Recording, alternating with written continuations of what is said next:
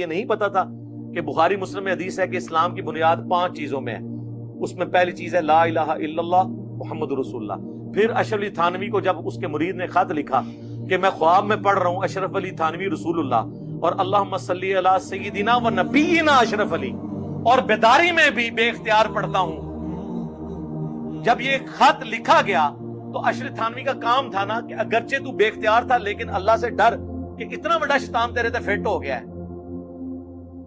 تو اس نے کہا نہیں، تسلی ہے کہ تیرا پیر یعنی میں متبع سنت ہے، اس لیے میرے نام کا تو نے کلمہ پڑھا ہے. تو کیا اشرف تھانوی کو نہیں پتا تھا کہ اسلام کی بنیاد کلمے پہ اور میں کلمے پہ اٹیک کر رہا ہوں؟ دیوبندی مولوی اشرف علی تھانوی نے اپنے نام کا کلمہ پڑھوایا تھا اپنے مریدوں کو. اگر دیوبندی سچے ہیں تو اپنے پیر مولانا اشرف علی تھانوی کا رد کریں کہ اس نے اپنے نام کا کلمہ پڑھوایا لا الہ الا اللہ اشرف علی رسول اللہ. استغفر اللہ الیاذ باللہ انا للہ و انا الیہ راجعون. میرے دوستو، اس سے بڑا کذب اور جھوٹ اس دھرتی پہ نہیں ہے. اصل پتہ مسئلہ کیا ہے؟ اس پر وہ ساتھ ایک کتاب بھی دکھاتے، رسالہ آل امداد. مولانا اب میں آپ کی خدمت میں ایک بات عرض کرتا ہوں. ہوا یہ تھا، حضرت تھانوی رحمت اللہ تعالی علیہ نے مریدوں کو کہہ رکھا تھا کہ جو لوگ میرے پاس آ سکتے ہیں مہینے میں چکر لگائیں، اپنے احوال بتائیں، گناہوں سے معافی کا طریقہ سیکھیں، گناہ چھوڑنے کا طریقہ سیکھیں. اگر نہ آ سکیں تو مجھے خط کے ذریعے اپنے احوال بتا دیں تاکہ میں ان کی خطوط کے ذریعے ان کی رہنمائی کر پاؤں. کچھ مریدین آ جاتے، کچھ خطوط لکھتے، حضرت خطوط کے جوابات لکھواتے، یہ گناہ یوں چھوڑو، اچھا یہ اچھا کام ہو گیا، یہ برا ہو گیا، یہ یوں چلتا. ایک مرید نے گناہ معاف ہوئے، اس کے گناہ کی توبہ ہوئی، توبہ کا طریقہ سیکھا، گناہ چھوڑنے کا طریقہ، نیکی پر مضبوط رہنے کا طریقہ، سب کچھ سیکھا اور سمجھا. جب اس بندے کو ایک اچھا ماحول ملا تو اس نے خواب دیکھا ایک دن. اب توجہ رکھنا، وہ خواب میں کہہ رہا ہے لا الہ الا اللہ اشرف علی رسول اللہ. خواب میں کہہ رہا ہے اور بار بار کہہ رہا ہے. تو بندہ اٹھ کے بیٹھ گیا. جب اٹھا تو وہ جان پہ کپ کپی ہے کہ یار کیا ہو گیا میرے ساتھ، میں کیا کلمہ پڑھ رہا ہوں، کیا بات ہو گئی ہے، مجھے تو لا الہ الا اللہ محمد رسول اللہ پڑھنا چاہیے، یہ میرے ساتھ عجیب معاملہ ہو گیا. اٹھا، بے اختیاری کی کیفیت اس پر طے تھی، زبان پہ لرزہ، ہاتھ پہ لرزہ، دل پہ کپ کپا، وہ یوں کپ کپی تاریخ. وہ پڑھتا کچھ اور ہے، زبان سے نکلتا کچھ اور ہے. جیسے لرزے والا ہوتا ہے نا، اس کے ہاتھ ہلتے رہتے، اس کے اختیار پہ نہیں ہوتا. اس کی زبان بے اختیار چل رہی ہے، کہتا کچھ اور ہے، نکلتا کچھ اور ہے. ایسا بندہ منہ سے طلاق بھی نکال لینا اس کیفیت میں علماء عدم وقوع کا فتویٰ دیتے ہیں. وہ زبان اس کے اختیار پہ بھی نہیں ہے، لرزہ طاری ہے، لیکن ہو سچا، جھوٹ نہ بولے اس پر. تو میرے دوستو، اب یہ حال ہے اس کا. اسی اسنا میں اس نے کہا چلو میں رسول اللہ صلی اللہ علیہ وسلم پر درود پاک پڑھوں. وہ پڑھتے اللہم صلی علی محمد وعلی آل محمد کما صلی، یوں پڑھنے لگتا ہے، اس کے منہ سے نکلتا ہے اللہم صلی علی اشرف علی. پھر پریشان، استغفار شروع، توبہ. بڑا یہ بیچارہ بہت پریشان، کر نہیں سکتا جو کرنا چاہتا ہے. اس نے آخر میں کچھ دنوں بعد یہ کیفیت جاتی رہی تو اس نے یہی خط حضرت تھانوی کو لکھا. اب یہ مسئلہ خواب کا ہے اور خواب کی تعبیر کا ہے، نمبر 1. نمبر 2، لرزہ طاری ہے اور بے اختیار ہے. حضرت تھانوی رحمۃ اللہ تعبیر میں امام التعبیر معبرین کو پڑھے ہوئے تھے، تعبیر کے علم اور فن سے واقف تھے اور تعبیر کے معاملات کو کما حق کو جانتے اور سمجھتے تھے. آپ کو پتہ ہو تعبیر کا فن بڑا مشکل فن ہے، ہر بندے کی بس کی بات نہیں ہے. اس لیے علماء مشائخ منع فرماتے ہیں کہ خواب دیکھو تو ایرے غیرے کو نہ سناؤ، کسی اتھنٹک بندے کو سناؤ ورنہ وہی ہو جاتا ہے. خواب کی تعبیر دینا ہر بندے کا کام نہیں ہے. بعض اوقات خواب کی تعبیر، اب میں آپ کو خواب کی تعبیر پہ ایک واقعہ سناؤں. امام جعفر الصادق رحمہ اللہ کے لیے تعبیر اور رویا کا مقدمہ اٹھائیں. ان کے پاس ایک شخص آیا، انہوں نے کہا حضرت میں نے خواب میں اذان دی ہے. کہا چوریاں چھوڑ دے تیرے ہاتھ کٹ جائیں گے. چلا گیا. کچھ دنوں بعد، ایک عرصے بعد ایک اور آدمی، اس نے کہا حضرت میں نے خواب میں اذان دی. کہا انشاءاللہ رب العزت تجھے حج پہ لے جائیں گے. وہ شاگرد جو پہلے خواب کی تعبیر کے وقت بیٹھے تھے وہ اتفاق سے آج بھی بیٹھے تھے. اور انہوں نے کہا استاد جی مسئلہ کی ہو گیا. وہ بیچارہ یہی خواب دیکھ کر آیا تھا. آپ اولاد رسول آل علی ہیں، آپ سے تعبیر پوچھی، آپ نے فرمایا تیرے ہاتھ کٹیں گے، چور ہے بھاگ جا. اور یہی خواب اس بندے نے دیکھا. آپ نے کہا اللہ تجھے حج پہ لے جائے گا. حضرت کوئی علمی کی نقطے کی کوئی بات ہے تو ہمیں بھی پڑھا دیں، ہمیں بھی سمجھا دیں. حضرت نے فرمایا بہت بڑی بات ہے. انہوں نے کہا کیا؟ کہ قرآن کریم میں اذان کا ذکر دو موقعوں پر بڑا عجیب آیا. اذن مؤذن ایتھا العیر انکم لسارقون. ایک اذان کا لفظ چوروں کے لیے آیا ہے جو بددین لوگ تھے, دنیا دار تھے, دیندار نہیں تھے.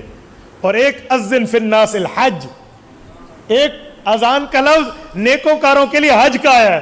وہ جو پہلا آیا تھا اس کا ہیلیا ہولیا یاد ہے کیا تھا؟ اور نے کہا حضرت 100% شرابی کبابی آدمی تھا, جھوٹا تھا, بڑا دنیا دار تھا, دین سے اس کو کوئی سروکار نہیں تھا. فرمایا جی ہاں. تو کہا یہ بندہ, کہا یہ تو شب دار, تہجد گزار, نیکوکار, تابع دار, دین کا فرما بردار تھا. تو فرمایا سمجھ گئے نا, تو میں نے ان دونوں آیات کے مطابق تعبیر دی, بروں کے چوروں کے لیے ہاتھ کٹتے ہیں, نیک حج پہ جاتے ہیں. اب یہ خواب کی تعبیر. یہ انجینئر اس وقت پیدا نہیں ہوا تھا, یہ شاید یہ حوالہ اس کے سر پہ نظر نہیں تھا, ورنہ نعوذ باللہ یہ کہتا کہ امام جعفر صادق کی 2 زبانیں تھیں. نعوذ باللہ, ذو وجہین تھے, بندے نو ویکھ کے گل ہور کر دیندے سن. کہہ دیتا نا بھئی علوم کی بات ہے, ماہر کا مسئلہ ہے, وہ کیسے سمجھائے؟ وہ ہر ماہر آدمی. میں اس پر 2 خواب اور پیش کرتا ہوں, توجہ رکھنا ذرا. ایک خواب حضرت امام بخاری رحمہ اللہ کا, اور ایک خواب حضرت امام اعظم ابو حنیفہ رحمہ اللہ کا. حضرت امام صاحب رحمۃ اللہ علیہ نے خواب دیکھا کہ رسول اللہ کی قبر پہ گیا ہوں, اللہ کے رسول کی قبر مبارک کھلی ہوئی ہے, اس میں ہڈیاں ہیں. میں تو بہت پریشان, کیا ہو گیا؟ امت مسلمہ کا عقیدہ رسول اللہ صلی اللہ علیہ وسلم کی قبر مبارک میں حیات النبی کا ہے, آقا نامدار قبر مطہر میں جسم سلامت کے ساتھ زندہ تشریف فرما ہے. اند القبر سلام پڑھو, حضور پاک سنتے ہیں, دور سے پڑھو, رب کے فرشتے لے جاتے ہیں. اور یہ میں کیا دیکھ رہا ہوں؟ بہت پریشان ہوئے. صبح اٹھے, اپنے شاگرد کو کہا بیٹا جاؤ فلاں بندے محبر وقت کے پاس, اسے کو ایک بندے نے یوں خواب دیکھا, اس کی تعبیر دے. وہ گیا, وہ غلام سا سادہ سا نوکر سا بندہ تھا, تو وہ جو تعبیر کے فن کے امام تھے, غالباً حضرت ابو ہریرہ کے داماد حضرت امام ابن سیرین رحمہ اللہ کا واقعہ ہے. تو انہوں نے کہا جی ایک بندے نے خواب دیکھا. تو انہوں نے فرمایا کم از کم تو نے تو نہیں دیکھا, وہ جو بندہ لے کر. اب بتائیں یہ غالب الغیب ہے, علم غیب اللہ کے ہاتھ میں. تو انہوں نے کہا کم از کم تو نے نہیں دیکھا. انہوں نے کہا جی حضرت میں نے نہیں دیکھا. کہا جس نے دیکھا اس کا نام بتا. اس نے کہا حضرت اس نے منع کیا ہے, اس نے منع. انہوں نے کہا ٹھیک ہے, نام نہیں بتایا, وہ تعبیر نہیں بتا دو. لے دے کے نام بتایا. تو انہوں نے کہا جی بالکل واقعی امام ابو حنیفہ یہ خواب دیکھ سکتا ہے. کہا وہ کیا؟ کہا ہڈیاں سے مراد حضور کی ہڈیاں تھوڑی ہیں, ہڈیوں سے مراد رسول اللہ کی سنتیں ہیں جو دنیا میں پھکری ہوئی ہوں گی. ابو حنیفہ سے اللہ جمع کا کام لے گا. یہ ہے تعبیر کا فن, یہ ہے تعبیر کی مہارت. اسی طرح حضرت امام بخاری رحمہ اللہ نے خواب دیکھا میں اللہ کے رسول پہ پنکھا جل رہا ہوں. یوں امام بخاری رحمۃ اللہ علیہ فرماتے ہیں میں تو بہت پریشان ہو گیا کہ پنکھا اس پہ جلتے ہیں جس پر تو مکھیاں بیٹھے. رسول اللہ کی ذات اقدس سے تو اس سے پاک چیز ہے, تو یہ کیا معاملہ؟ معبرین نے کیا تعبیر دی؟ فرمایا جو غلط باتیں حضور کی طرف منسوب ہوں گی اللہ آپ سے کام لے گا, آپ وہ حضور کی ذات سے دور کر دو گے. یہ ہے تعبیر کا فن. حضرت تھانوی علوم تعبیر کے فن سے واقف تھے, فنون تعبیر سے واقف تھے.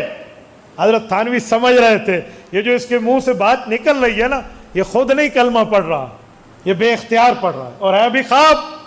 حضرت تھانوی رحمۃ اللہ علیہ نے اسے لکھا کہ تیرا شیخ جس سے تو اپنی اصلاح کروا رہا ہے, گناہ چھڑوا رہا ہے, جو تجھے نیکیوں کی ترغیب دے رہا ہے, یہ تجھے اشارہ دیا جا رہا ہے کہ وہ حضور کی سنت کا پیروکار ہے. بھائی یہ بات ہے.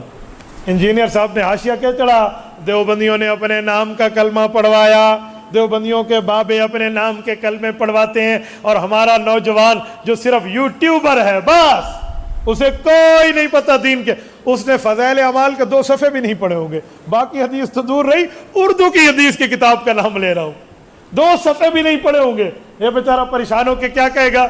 واقعی بات تو ٹھیک ہے. حضرت تھانوی کو چاہیے اس کو کہتے ہو استغفار کر, اوے توبہ کر. کیوں کہتے توبہ کر؟ اس نے کوئی گناہ کیا ہے؟ خواب دیکھنا گناہ ہے؟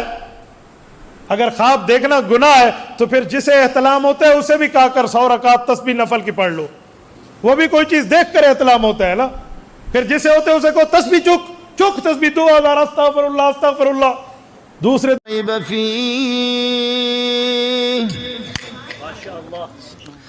ریب ہوگا اللہ کا اسم, اور ثابت کائن حاصل موجود مستقر, یہ ہوگی خبر. سبحان اللہ.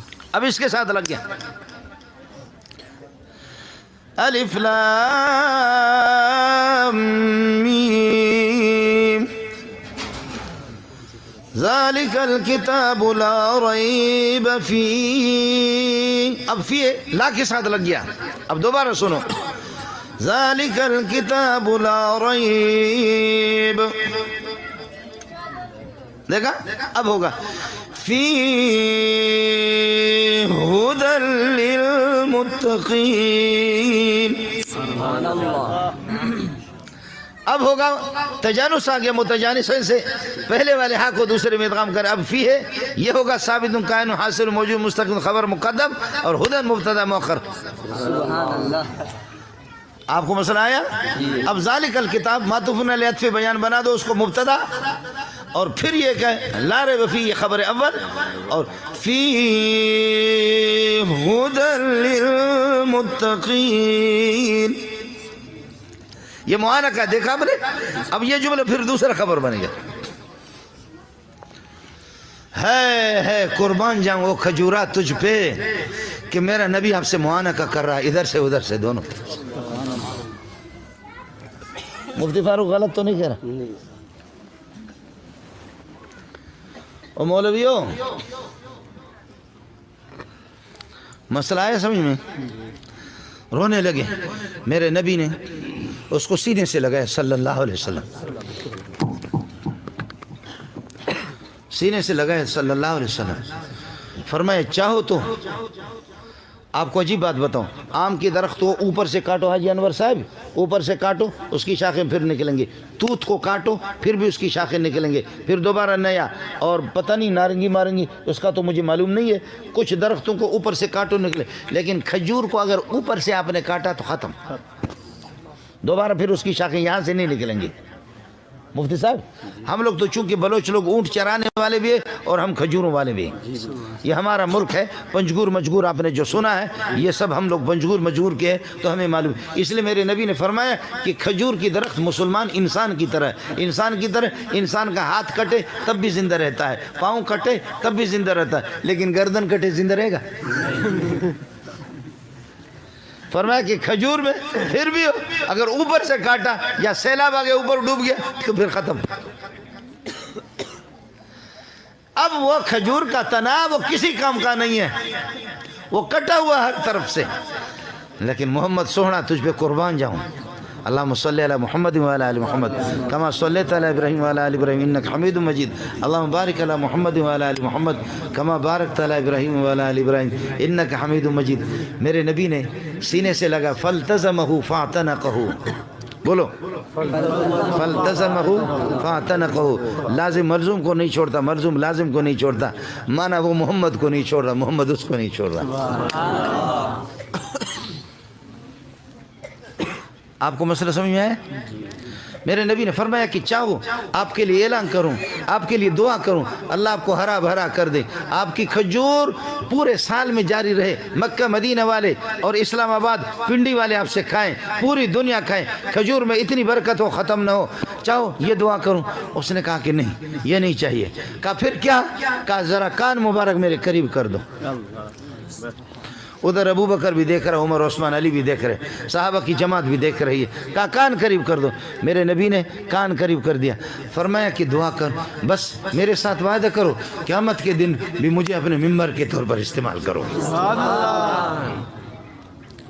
امام بخاری کے الفاظ سنا رہا ہوں. میرے نبی کے خطبے کے اندر واعظ و نصیحت بھی ہوتے تھے, مسائل کا بیان بھی ہوتا تھا اور قرآن کی تلاوت بھی ہوتی تھی. اس لیے خطبے کے اجزاء اصلی یہی تین چیزیں ہیں, قرآن کی تلاوت بھی. اب امام بخاری کہتے ہیں کہ کیوں روتا تھا؟ بکت علی ما کانت تسمع من الذکر, بکت علی ما کانت تسمع من ذکر اللہ. اللہ کی ذکر, اے طالب علم, قرآن سے بڑھ کر کے کائنات میں کوئی بڑا ذکر نہیں ہے. اے مولوی ٹھیک ہو جا, او مولوی صاحب ٹھیک ہو جا. صوفی صاحب پہ قربان جاؤں, خانقاہ میں بیٹھا ہوں, لا الہ الا اللہ, لا الہ الا اللہ, لا الہ الا اللہ, لا الہ الا اللہ, لا الہ الا اللہ, اللہ اللہ اللہ اللہ اللہ اللہ اللہ اللہ اللہ اللہ, ہو پھر یہ بھی ہوتا ہے. वहीदुल्ला साहब बोले खलील साहब ये भी होता है। फिर आखिर ये भी एक जिक्र है। आओ मदरसों में, मुफ्ती फारूक के मदरसे में आओ, जामे फरीदी में जाओ, जामे मोहम्मदिया में जाओ, तालीमुल कुरान में जाओ, किसी भी मदरसे में जाओ, छोटा सा मकतब, अमीर है, गरीब है, काला है, गोरा है, बलोच है, पठान है, सिंधी है, सिराकी है, पंजाबी है, मुहाजिर है, छोटा है, बड़ा है, काला है, गोरा है, वालिदैन वाला भी है, यतीम भी है, बीना भी है, नाबीना भी है, सारे झूम झूम करके जब कुरान पढ़ते, इससे बड़ा जिक्र कायनात में कोई भी नहीं।